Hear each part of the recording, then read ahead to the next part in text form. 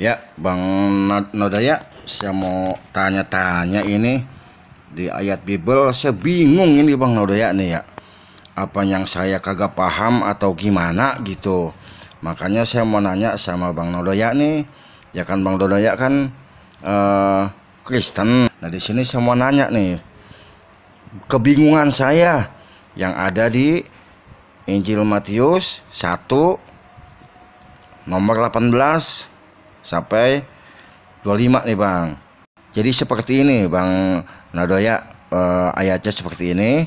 Kelahiran Yesus Kristus adalah seperti berikut. Ini di nomor 18.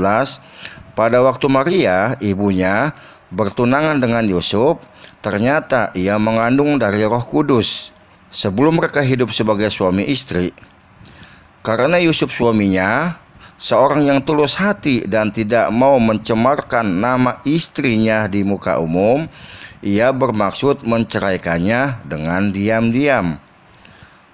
Tetapi ketika ia mempertimbangkan maksud itu, malaikat Tuhan nampak kepadanya dalam mimpi dan berkata, "Yusuf, anak Daud, janganlah engkau takut mengambil Maria sebagai istrimu, sebab anak yang di dalam kandungannya adalah dari Roh Kudus."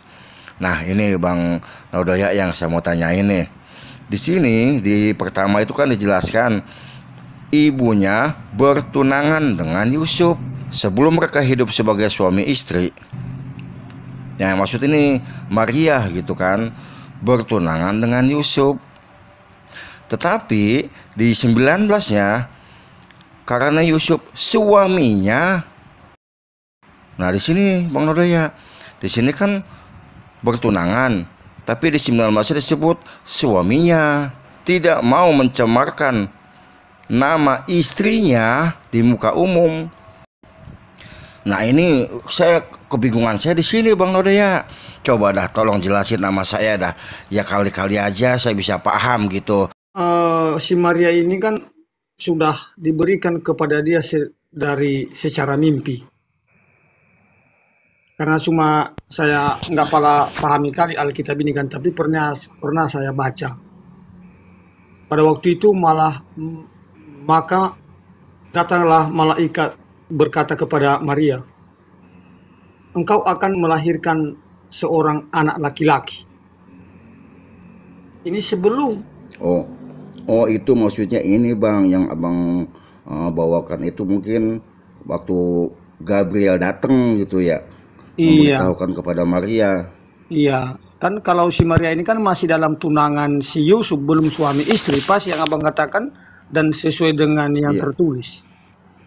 iya. Cuma yang jadi pertanyaan saya di sini, kok sama Yusuf mau diceraiin gitu Bang?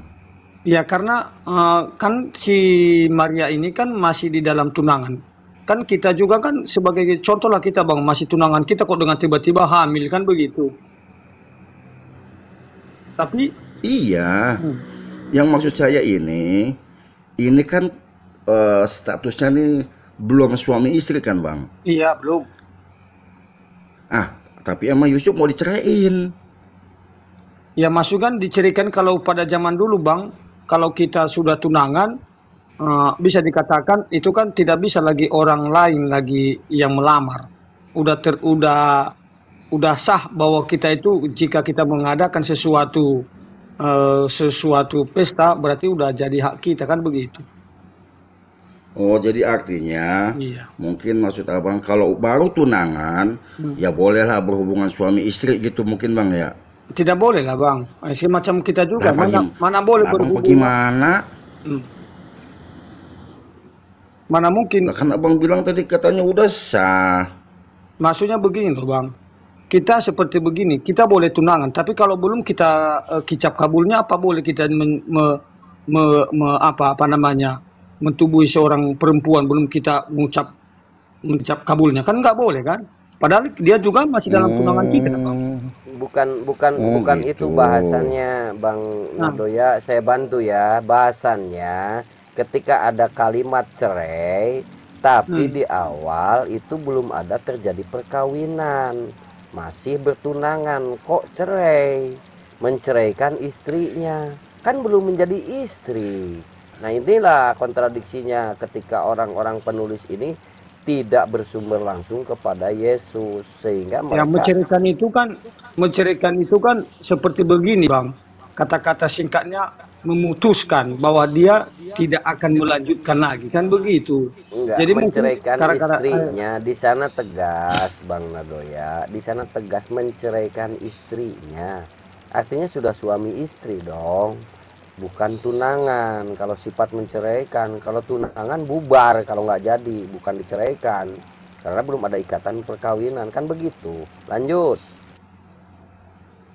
Iya betul Bang Nadoya, seperti itu tuh. Saya baca bolak-balik ini gimana maksudnya gitu. Umpamanya kata Bang Nadoya tadi, ketika bertunangan, mengadakan pesta dan lain sebagainya, eh, itu berarti sudah sah. Nah, artinya kan boleh dong hubungan suami istri. Nah, kemudian Bang Nadoya bilang ya tidak boleh juga karena belum sah suami istri. Nah, lalu disebut suami istrinya gimana itu prosesnya Bang Nadoya? kalau sampai di Status situ untuk jadi itu suami istrinya agak gitu. bingung, agak bingung juga lah, Bang. Karena kenapa?